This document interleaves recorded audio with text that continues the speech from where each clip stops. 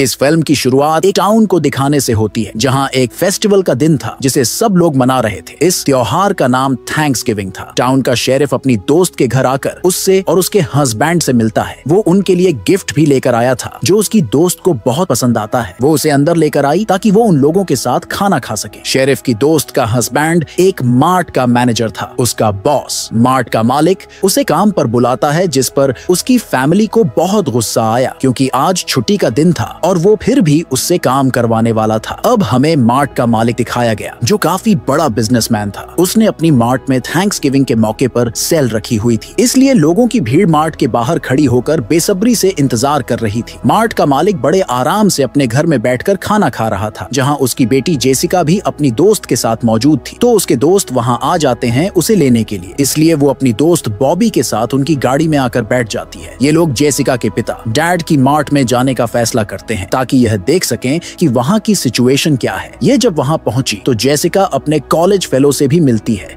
जो उसे पसंद करता था। अब क्योंकि जेसिका मार्ट के मालिक की बेटी थी, इसलिए उसको और उसकी दोस्तों को अंदर भेज दिया जाता है। इस बात से बाहर खड़े लोगों को बहुत बुरा लगा, खास तौर पर एक लड़का और एक औरत। वो ज्यादा गुस्से में बोल रही थी। वो वहां के बैरियर गेट गिरा देती है जिससे सारे लोग अंदर घुसने लगे और एक ही पल में वहां अफरा तफरी मच जाती है और अब लोग सारे सामान उठाने लगते हैं जैसे ये फ्री का है। इस धक्का मुक्की में बहुत सारे लोग गिरकर मारे जाते हैं। सामान हासिल करने के लिए लोग इस कदर पागल हो गए थे कि उन्हें यह फर्क नहीं पड़ रहा था कि कौन मर रहा है और कौन जिंदा बचा है। शेरिफ की दोस्त को भी धक्का लगा जिससे वो नीचे गिर गई। उसका सर बुरी तरह फट गया। इतना खून बहा कि मौके पर ही उसकी मौत हो जाती है। मैनेजर भी जब किसी जख्मी आदमी की मदद करने गया तो कोई उसके ही हाथ पर पैर रख देता है। उसका हाथ टूट गया जिससे वो बेचारा खुद जख्मी हो जाता है और उसके बाद कहानी 1 साल के बाद की दिखाई जाती है। थैंक्सगिविंग का मौका था। सभी लोग काफी डरे हुए थे क्योंकि उन्हें लग रहा था कि जेसिका के डैड फिर से सेल लगाएंगे और पिछले साल की तरह इस साल भी मैसाकर हत्याकांड शुरू हो जाएगा, यानी कत्लेआम। चीजों की लालच में आकर लोग मारे जाएंगे। जेसिका की दोस्त ने वीडियो बनाकर उसे इंटरनेट पर डाल दिया था जो काफी ज्यादा मशहूर हो गई थी। पर जेसिका के पिता अभी भी रुकने वाले नहीं थे। वो एक बार फिर मार्ट खोलकर सेल लगाने का फैसला करते हैं ताकि वो और ज्यादा पैसे कमा सकें। पर बाकी लोगों की तरह जेसिका भी यह नहीं चाहती थी क्योंकि उसने मार्ट में अपनी आंखों से लोगों को मरते हुए देखा था और वो औरत जो पिछले साल सेल में सबसे ज्यादा गुस्से में थी वो अब एक वेट्रेस बन गई थी। जहां उसके पास शेरिफ आकर बताता है कि इस टाउन में एक नया डिप्टी आने वाला है, इसलिए सारे लोग उनकी बहुत इज्जत करते हैं। उनकी याद में थैंक्सगिविंग के दिन हर कोई उनका मास्क लगाता है। अब जेसिका जब अपने दोस्तों के साथ थी तो उन सब के पास नोटिफिकेशन आता है। ये जब उसे चेक करती है तो देखती है कि उन सब को नोटिफिकेशन जॉन नाम के एक इंसान ने भेजा है और सभी दोस्तों को टैग किया है। उसने एक टेबल की तस्वीर भेजी है जिस पर उन सब का नाम लिखा हुआ था। अब उन्हें लगा कि शायद हमारे साथ कोई मजाक कर रहा है, इसीलिए सभी इस चीज को नजरअंदाज कर देते हैं। तब जेसिका की नजर जब बाहर पड़ी तो वहाँ गवर्नर जॉन का मास्क पहनकर एक आदमी खड़ा हुआ था जो उसे घूर रहा था, लेकिन अगले पल वहाँ से गायब हो जाता है। रात को जब वो वेट्रेस दरवाजा बंद करने लगी जो उस सेल वाले दिन गुस्से में थी तो वहाँ जॉन का मास्क देखती है। सोचने लगी कि भला यह मास्क किसका हो सकता है कि तभी वहाँ जॉन मास्क पहना वो कातिल आ जाता है। वेट्रेस पर हमला कर देता है। वो पहले उसके मुंह पर पानी डालता है, फिर उसका मुंह फ्रिज के साथ चिपका देता है। उसके बाद वो अपने औले कत्ल लेने जाता है ताकि उसे जान से मार सके। पर इतनी देर में वेट्रेस खुद को आजाद करके यहाँ से भागने लगती है, पर कातिल उसे देख लेता है। वेट्रेस वहाँ पड़े डस्टबिन में छिपने की कोशिश करती है, लेकिन कातिल गाड़ी में बैठकर गाड़ी उसे दे मारता है। ऐसा होने से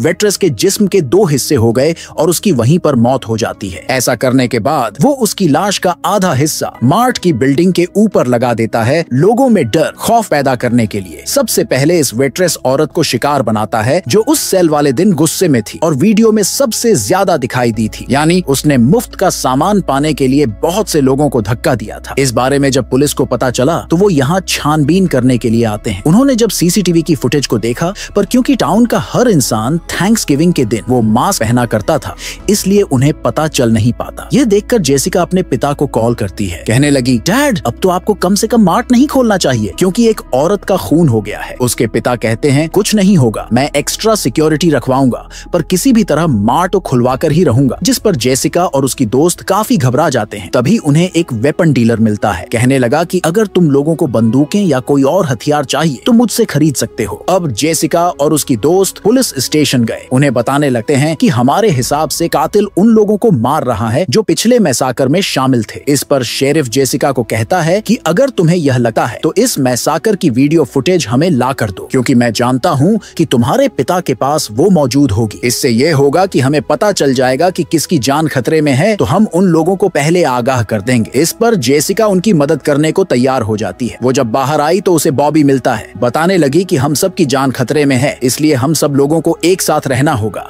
ताकि कातिल हम तक न पहुंच सके। अब रात के वक्त कातिल एक गार्ड के घर गया जो उस दिन लोगों की भीड़ देखकर मार्ट से भाग गया था। कातिल एक तेज नुकीली तार से उसका सर काट देता है, जिससे उसकी भयानक मौत हो जाती है। फिर वो उसके कटे हुए सर को बैग में रख के अपने साथ ले जाता है। अगली सुबह कातिल एक बार फिर सभी दोस्तों को टैग करके उन्हें एक पोस्ट भेजता है, जो और कुछ नहीं बल्कि गार्ड का कटा हुआ सर था, जिसे उसने टेबल पर रखा हुआ था, जहां उन सब दोस्तों के नाम लिखे हुए थे। इससे सभी लोग बहुत घबरा गए, क्योंकि समझ गए थे कि वो कातिल हमें भी मार देगा। पुलिस काफी छानबीन करती है, लेकिन अब भी वो पता नहीं लगवा पाते कि आखिर कातिल है कौन। अब जेसिका अपने पिता के लैपटॉप से मैसाकर वाले दिन की वीडियो फुटेज शेरिफ को चोरी चोरी भेज देती है। तब शेरिफ पता लगवाने की कोशिश करने लगता है कि किसकी जान खतरे में है और कौन महफूज है। एक तस्वीर में ये लोग जेसिका के दोस्त को देखते हैं, जो उस मरने वाले गार्ड के गले लगा हुआ था, जो देखकर उन्हें लगने लगता है कि जरूर जेसिका के इस दोस्त की जान को भी खतरा है। और अब वो कातिल एक जिम ट्रेनर के पास जाता है, जो भी उस दिन वहाँ मौजूद था। उसकी दोस्त चीयर लीडर जब गुजर रही थी तो कातिल नीचे से उसे खंजर मार देता है। उसके जिस्म के 2 हिस्से हो गए। तकलीफ देह उसकी भी मौत हो जाती है। इस हादसे के बाद कॉलेज को बंद कर दिया गया, जबकि जेसिका के 2 दोस्तों को कॉलेज में ही रखने का कहा जाता है। वो दोनों जब अकेली थी तो कातिल उन्हें अगवा कर लेता है। फिर वो जाता है जेसिका के पास। उसे पकड़ने ही वाला था कि तभी वो यहाँ से भाग जाती है। वो जाकर मेकअप रूम में छिप गई, जिसे कातिल हर जगह ढूंढने लगता है। फिर जैसे ही मेकअप रूम के पास आया, जेसिका उसे स्प्रे मारकर यहाँ से भागने लगती है। पुलिस ने जब उसकी चिल्लाने की आवाज सुनी तो फौरन आकर उसे बचा लेती है और कातिल जेसिका को नहीं मार पाता। अब जब बॉबी और जेसिका के क्लास फेलो को पता चला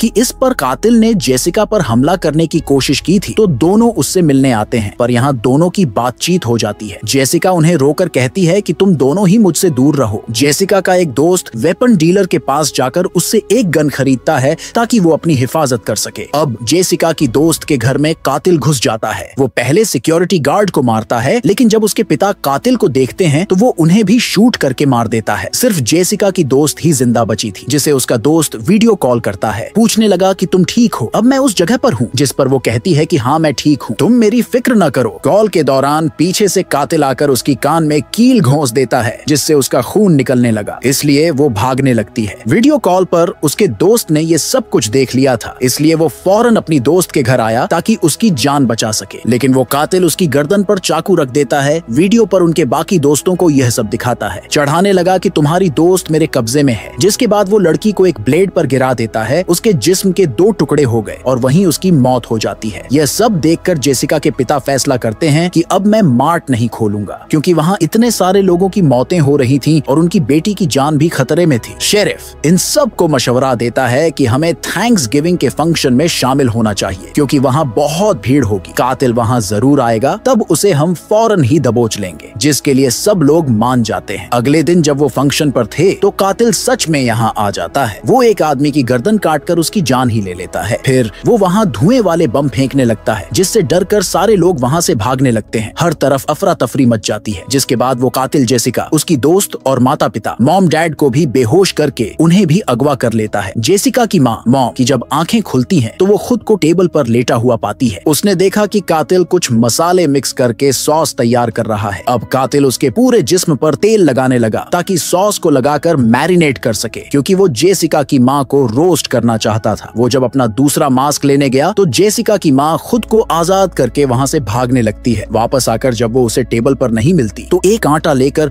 वो हर जगह उसे ढूंढने लगता है। जेसिका की माँ फ्रीजरों में छिपने के लिए जाती है। पहले ही वहाँ कातिल ने चीयर लीडर की लाश को रखा हुआ था, जिसे देखकर वो काफी डर गई। यहाँ से भी भागने लगती है। फिर तभी उसे कातिल भी देख चुका था। वो पीछे से कांटा मारकर पहले उसे जख्मी करता है, जिसके बाद उसे ओवन में डाल देता है। उसने ओवन फुल खोल दिया। जेसिका की माँ रोस्ट होने लगी और इस तरह भयानक तरीके से उनकी मौत हो जाती है। अब कातिल अपनी लाइव वीडियो बनाने लगा, जिसमें उसने जेसिका और उन लोगों को बंदी बनाया हुआ था। फिर वो सबको टेबल पर बिठा देता है। वीडियो की लोकेशन देखकर पुलिस वहाँ पहुँच जाती है, लेकिन उन्होंने देखा कि यहाँ पर कुछ भी नहीं है। असल में कातिल ने लोकेशन गलत डाली थी। वो इन सब के साथ गेम खेल रहा था। अब वो दूसरी लाइव वीडियो बनाता है। जेसिका और बाकी लोगों के सामने उनका खाना लेकर आता है, जो और कुछ नहीं बल्कि जेसिका की माँ की रोस्ट हुई लाश थी, जो देखकर सब लोग बुरी तरह डर गए। कातिल उन्हें बताता है कि सेल और मुफ्त चीजें देने वाला आइडिया जेसिका की माँ का ही था, इसलिए मैंने उसे रोस्ट करके यह हाल कर दिया और अब तुम लोगों को इसका गोश्त खाना होगा। बातों के दौरान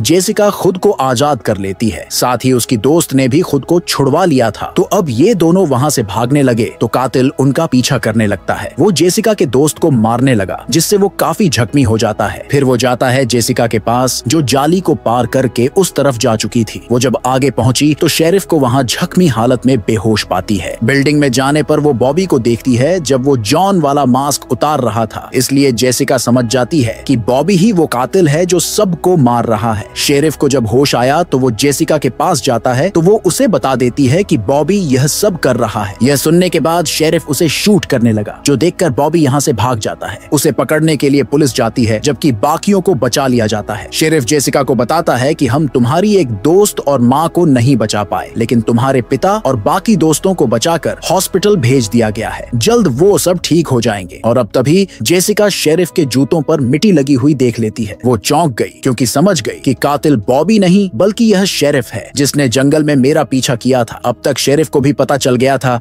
कि जेसिका मेरी सच्चाई जान गई है, इसलिए वो उसे कहता है कि तुम्हें अकेले जंगल में जाना नहीं चाहिए था। यही कहकर शेरिफ ने दरवाजा बंद कर दिया और अब वो जेसिका को मारने के लिए आगे बढ़ता है। वो शेरिफ से पूछती है कि आखिर तुमने ऐसा क्यों किया? तब शेरिफ उसे बताता है कि मैं सारी जिंदगी अकेला ही रहा था। मुझे एक प्यार की उम्मीद मिली थी, जो मेरी दोस्त थी। वो और मैं दोनों एक दूसरे को बहुत प्यार करते थे। वो अपने हस्बैंड को छोड़कर जल्दी मुझसे शादी करने वाली थी, लेकिन तुम्हारे पिता की सेल लगाने की वजह से धक्कम पेल में वो गिर गई, वहीं उसकी मौत हो गई। ऐसा होने से एक बार फिर मैं अकेला हो गया। बस तभी से मैंने ठान लिया था कि मैं किसी को भी नहीं छोड़ूंगा। मेरे ऊपर शक ना आए, इसलिए मैं जॉन का मास्क पहनकर सबको मारने लगा ताकि अपना बदला ले सकूं। उसकी बात पूरी होते ही जेसिका उसे फोन दिखाकर शुक्रिया कहती है। फिर बताने लगी कि अभी अभी जो तुमने बोला है मैंने उसे रिकॉर्ड करके लाइव चला दिया था, जिससे सबको पता चल चुका है कि तुम ही असली कातिल हो। यह देखकर शेरिफ को बुरा लगा। वो उसे मारने के लिए आगे बढ़ता है, लेकिन तभी यहाँ बॉबी आकर उसे बचा लेता है। जेसिका को लेकर यहाँ से भाग गया। ये दोनों ट्रक में बैठे और यहाँ से निकल जाते हैं। दोनों जब एक जगह पर आए तो जेसिका बड़ी से गुब्बारे में गैस भरने लगती है ताकि वो फूल सके। और अब जैसे ही कातिल शेरिफ उन्हें मारने के लिए आया तो तभी जेसिका गैस वाले गुब्बारे पर शूट कर देती है, जिससे वहाँ धमाका हुआ, आग लग जाती। शेरिफ भी इसमें जल गया, जिससे उन्हें लगने लगता है कि वो भी शायद मर गया होगा। उसके बाद पुलिस यहाँ आकर छानबीन करने लगती है। यहाँ फायरमैन भी आए, जो आग बुझाकर वहाँ से जाने लगते हैं। पूछने पर फायरमैन ऑफिसर को बताता है कि हमें यहाँ राख के अलावा कुछ नहीं मिला, यानी यह बात कंफर्म नहीं थी कि